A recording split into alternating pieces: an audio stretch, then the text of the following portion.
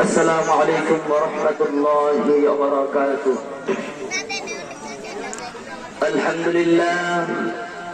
لله نحمده ونستعينه ونستغفره ونؤمن به ونتوكل عليه ونعوذ بالله من شرور أنفسنا من يهد الله فلا مضل له ومن يضلل فلا هادي له ونشهد أن لا إله إلا الله وحده لا شريك له ونشهد أن سيدنا وسندنا ومولانا محمدا عبده ورسوله الذي أرسله بالحق بشيرا ونذيرا وداعيا إلى الله بإذنه وسراجا منيرا أما بعد فقد قال الله تعالى في كلامه المجيد وقرآنه التوحيد أعوذ بالله من الشيطان الرجيم بسم الله الرحمن الرحيم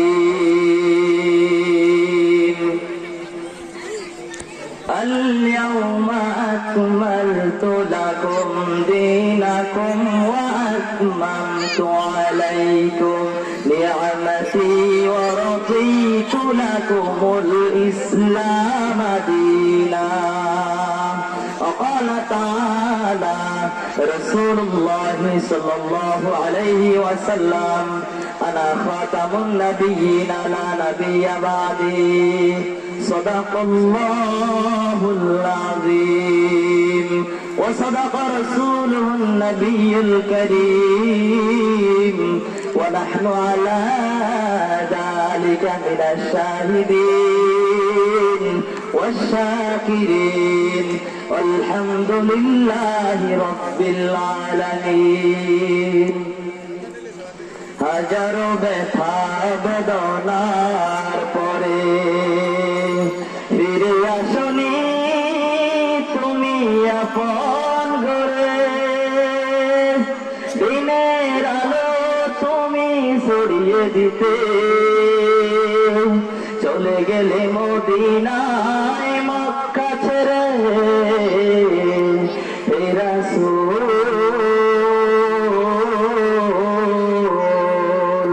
তোমাকে ভুলি আমি কেমন করে হে রাসূল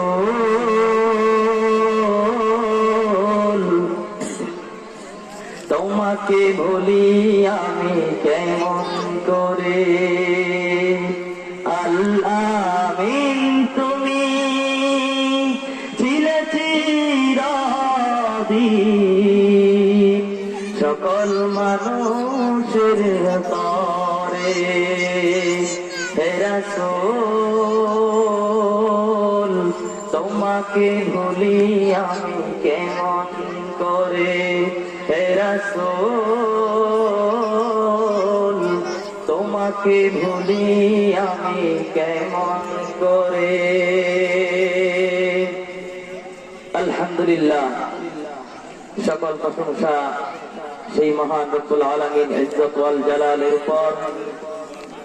আজকের এই ঐতিহ্যবাহী পাহাড়পুর ঈদগাহ মাঠ কর্তৃক আয়োজিত এক বিশাল তাফসীরুল কোরআন মাহফিল, উক্ত ইসলামী তাফসীরুল কোরআন মাহফিলের সম্মানিত সভাপতি, উক্ত মাহফিলের আমন্ত্রিত উলামায়ে কেরামগণ, উক্ত মাহফিলের সম্মানিত পরিচালক, সামনে বসা আমার মুসলমান প্রাণ প্রিয় ভাইয়েরা এবং পর্দার আড়ালের আমার মা ও বোনেরা সকলের প্রতি আমার আন্তরিক মোবারকবাদ সালাম রইল।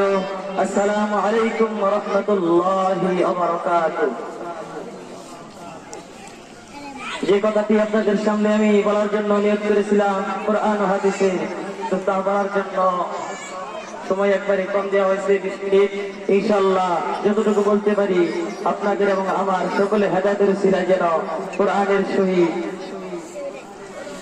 হাদিস ও কোরআনের কথা বলতে পারি। মহান রব্বুল আলামিন আমাদেরকে সকলকে তৌফিক দান করেন। আপনারা সকলে দোয়া করেন আমার দিক থেকে যে এমন কোরআনের কথা বের হয় যে কথাটুকু আমি নিজেও আমল করতে পারি, তারপর যে আপনারা আমল করতে পারেন। সরাসরি আলোচনার দিকে ঢুকে যাই, আর সময় নষ্ট করা যাবে না। যেই মহান রব্বুল আলামিন আমাদেরকে আজকে এই উক্ত মাহফিল শোনার জন্য তৌফিক দান করলেন, এটা অনেক বড় একটা নিয়ামত। কথা বলেন ঠিক কিনা? সকলে জোরে জোরে বলার জন্য চেষ্টা করবে। আর যারা যারা বাইরে আছেন তারা এই জালিসুর রহমান বাগানে কোরআন ও হাদিসের কথা শোনার জন্য তাড়াতাড়ি বসে যান। হতে পারে এটাই আপনার আমার জন্য শেষ মাহফিল, সামনে আর শুনতে পারবো কিনা এর কোনো গ্যারান্টি আছে? আর কোনো গ্যারান্টি নাই। এই জন্য সকলে তাড়াতাড়ি এই জালিসুর রহমান বাগানে বসে যাই, কোরআন হাদিসের কথা শুনি। কাল কিয়ামতের দিন হইতে পারে এই কোরআন হাদিসের মাহফিলের উসিলা করে জান্নাতে যাওয়ার জন্য একটা রাস্তা খুলে দিতে হবে। কথা বলেন ঠিক কিনা? মুসলমান ভাইরা, মহান রব্বুল আলামিন কোরআনের কথা বলার জন্য শোনার জন্য এই মাগরিবের নামাজের বাদ আমাদেরকে এখানে বসার তৌফিক দিলেন। যেই মহান রব্বুল আলামিন অনেক দয়ার মেহেরবান, এই মহান রব্বুল আলামিন আমাদেরকে আগে আগে বসে কোরআনের কথা বলার জন্য তৌফিক দিলেন, এটা অনেক বড় নিয়ামত। কিন্তু আর অনেক মানুষ আছে যারা বিভিন্ন দুনিয়াবি কাজের মধ্যে আক্রান্ত আছে, তারা মাহফিল শোনার জন্য আসতে পারে না। এই মহান রব্বুল আলামিন কোরআনের কথা বলার জন্য শোনার জন্য সুযোগ করে দিলেন। এই জন্য সেই মহান রব্বুল আলামিনের দরবারে সকলের অন্তরের অন্তঃস্থল থেকে শুকরিয়া আদায় করি। সকলে বলি আলহামদুলিল্লাহ।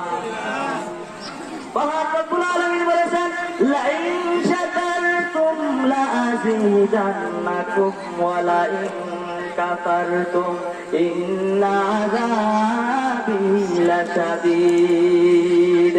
সূরা ইব্রাহিমের ভিতরে আল্লাহ তাআলা বলেন, ও বান্দা, তোমাদেরকে আমি নিয়ামত দিয়েছি, এই নিয়ামতের উপর যদি তোমরা শুকরিয়া আদায় করো, আমি মহান রব্বুল আলামিন তোমাদের নিয়ামতকে আরো বাড়িয়ে দিব। সকলে বলুন সুবহানাল্লাহ। আর যদি কোনো বান্দা নিয়ামত পাওয়ার পরে নিয়ামতের শুকরিয়া আদায় না করে, আমি মহান রব্বুল আলামিন ওই বান্দার নিয়ামতকে ছিনাই নিব। বলুন নাউজুবিল্লাহ। আর মহান রব্বুল আলামিন বলেন, মিন্না আযাবি লাশাদীদ, ওই বান্দাকে আমি কঠিন আযাবের ভিতর গ্রেফতার করব। মহান রব্বুল আলামিন যদি আযাবের ভিতর আমাদেরকে গ্রেফতার করে, আমাদের বাঁচার ক্ষমতা আছে? কথা বলেন না কেন? আমাদের বাঁচার কোনো ক্ষমতা নাই।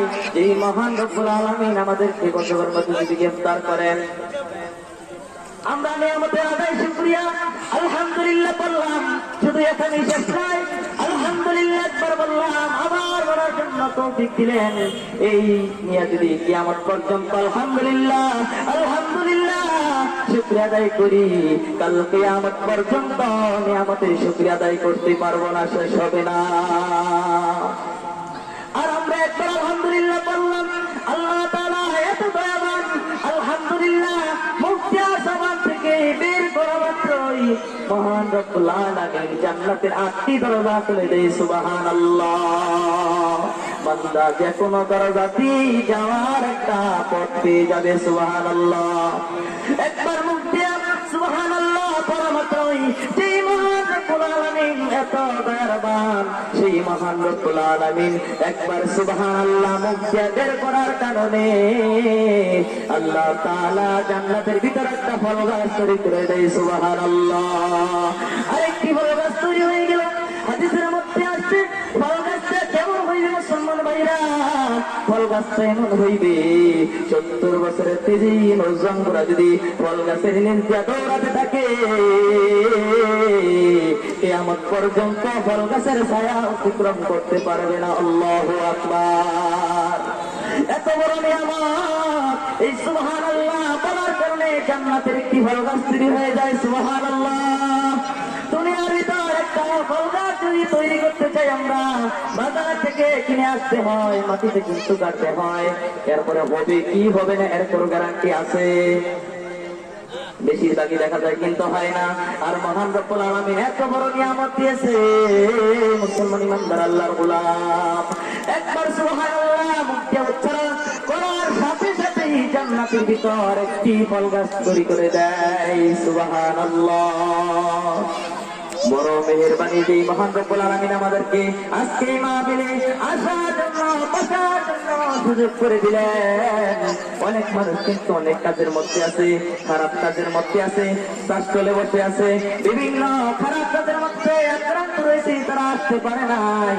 আল্লাহ তাআলা আমাদেরকে আজকের এই মাহফিলে বসাই দিয়েছে, এটা আল্লাহ তাআলার পরম একটি ভালোবাসা। কথা বলেন ঠিক কিনা? মহান রব্বুল আলামিন বলেন আল্লাহু ওয়ালিউল্লাযীনা আমানু ইউখরিজুহুম মিনাজ-যুলুমাতি ইলান-নূর। আল্লাহু আকবার।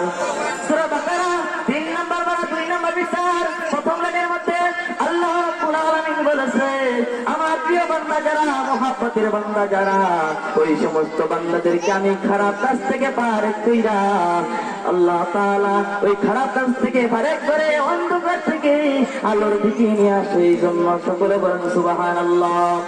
মহান রব্বুল আলামিন আমাদেরকে ভালোবাসেন বিদায়ী, এই জন্য আমাদেরকে আজকে এই মাহফিলে আসা বসার জন্য তৌফিক দিয়েছেন। কথা বলেন ঠিক কিনা? আল্লাহ যদি ভালো না বাসতেন আমাদেরকে বসার তৌফিক দিতেন, আমরা বসতে পারতাম? মহান রব্বুল আলামিন বসার জন্য তৌফিক দিয়েছে বিদায় আমরা বসতে পেরেছি। কথা বলেন ঠিক কিনা? এই কোরআনের কথা, হাদিসের কথা শোনার জন্য কোন ব্যক্তি যদি 1টা ঘন্টা ব্যয় করে, মহান রব্বুল আলামিন তাকে 500 রাকাত নফল নামাজের সওয়াব দিয়ে দেয়। সুবহানাল্লাহ। তাও কবুল হওয়া নামাজ আমরা যেমন তেমন নামাজ করি, এগুলো কি কবুল হয়? কবুল হয় কি হয় না? এর মধ্যে বেশিরভাগই বোঝা যায় কবুল হয় না। কথা ঠিক কিনা?